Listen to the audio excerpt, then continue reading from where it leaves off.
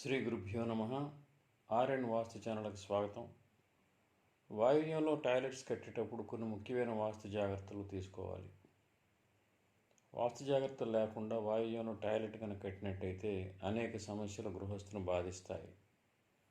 అసలు వాయువ్యంలో మనం టాయిలెట్ కట్టేటప్పుడు ఎటువంటి జాగ్రత్తలు తీసుకోవాలో ఈ వీడియోలో మనం ఇప్పుడు తెలుసుకుందాం. స్కిప్ చేయకుండా జాగ్రత్తగా చివరి వరకు వీక్షించండి. వాయువులో టాయిలెట్ కట్టేటప్పుడు ఎప్పుడు కూడా ఇంటి పారును అనుసరించి టాయిలెట్ నిర్మించాలి.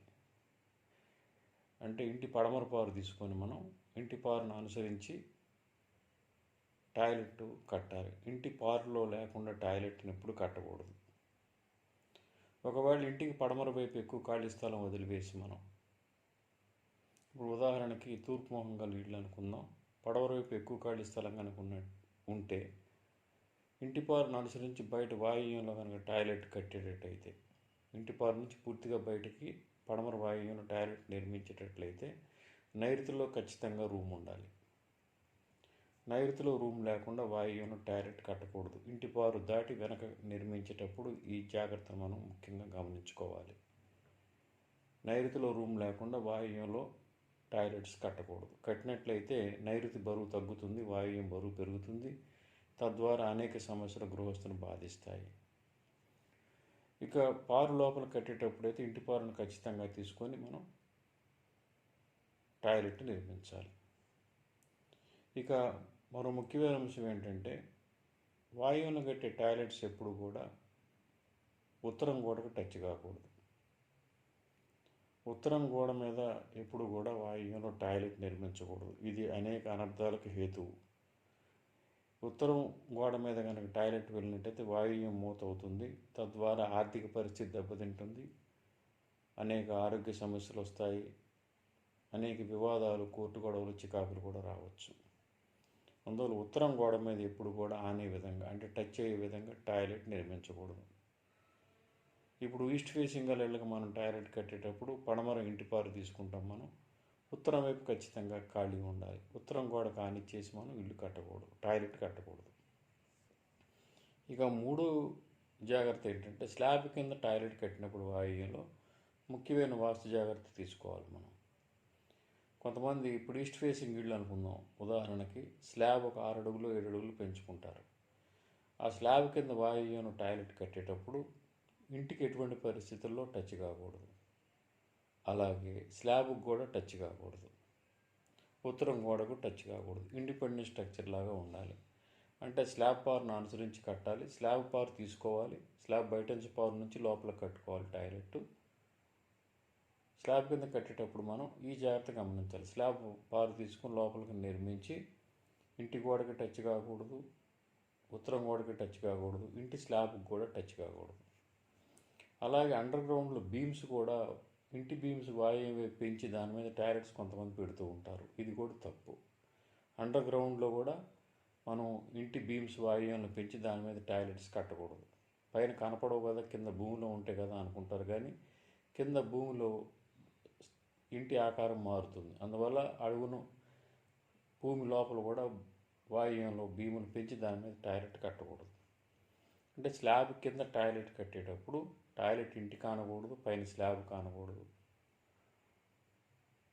మనం ఇటు ఉత్తరం గోడకు కూడా టచ్ కాకుండా కట్టాలి. ఇక మరో ముఖ్యమైన విషయం ఏంటంటే టాయిలెట్ నిర్మించేటప్పుడు టాయిలెట్ లోపల ఫ్లోరింగ్ లెవెల్ జాగ్రత్తగా గమనించుకోవాలి. ఈ ఫ్లోరింగ్ లెవెల్ ఎప్పుడు కూడా ఇంటి లోపల ఫ్లోరింగ్ కంటే డౌన్లో ఉండాలి. ఇది గుర్తుపెట్టుకోవాలి. వాయువ్యం కనుక మనం హైట్ కనుక చేసినట్లయితే చాలా ఇబ్బందులు వస్తాయి.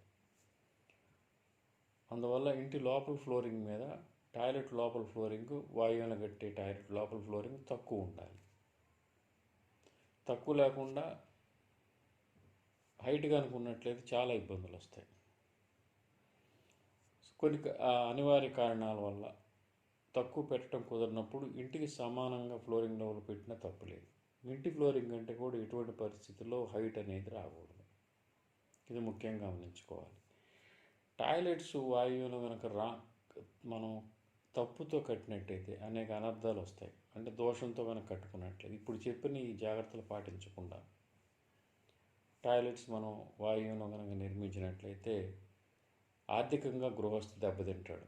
ముందు చేసే వృత్తి ఉద్యోగాల్లో నష్టాలు వస్తాయి. ముఖ్యంగా వ్యాపారస్తులకు వాయువులో టాయిలెట్ కట్టినప్పుడు చాలా జాగ్రత్తలు మనం గమనించాలి.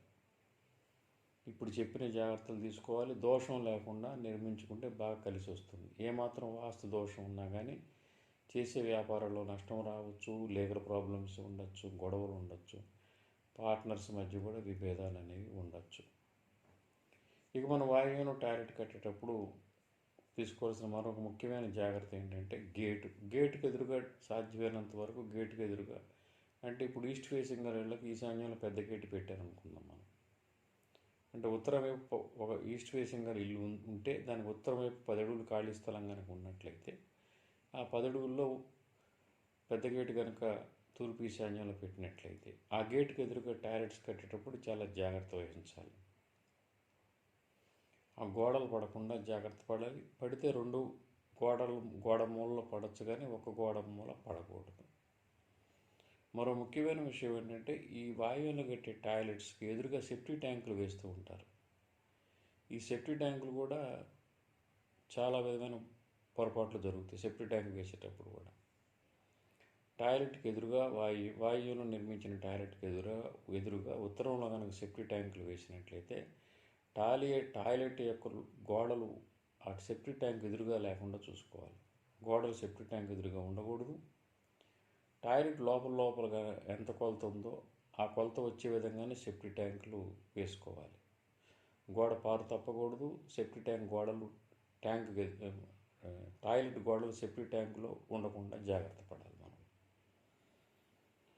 అందువల్ల ఈ టాయిలెట్ కట్టేటప్పుడు ఈ విధమైన అన్ని వాస్తు జాగ్రత్తలు తీసుకొని మాత్రం మనం నిర్మించాలి. ముఖ్యంగా గమనించాల్సిందంటే వాయువును కట్టే టాయిలెట్స్ ఎటువంటి పరిస్థితుల్లో ఇంటి పారు తప్పకూడదు. నెక్స్ట్ ఉత్తరం గోడ మీదకి వెళ్ళకూడదు.